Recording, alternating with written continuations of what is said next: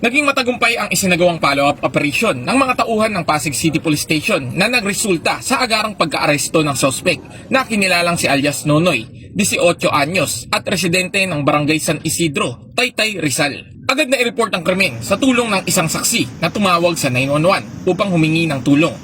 Rumesponde ang kapulisan ng Substation 7 Rosario, Pasig at nagsagawa ng initial investigation at backtracking ng mga CCTV footage malapit sa pinangyarihan ng krimen. Isang saksak sa leeg ang kinamatay ng biktima na ayon sa investigasyon ay dati na itong nakaalitan ng sospek dahil sa away pag-ibig.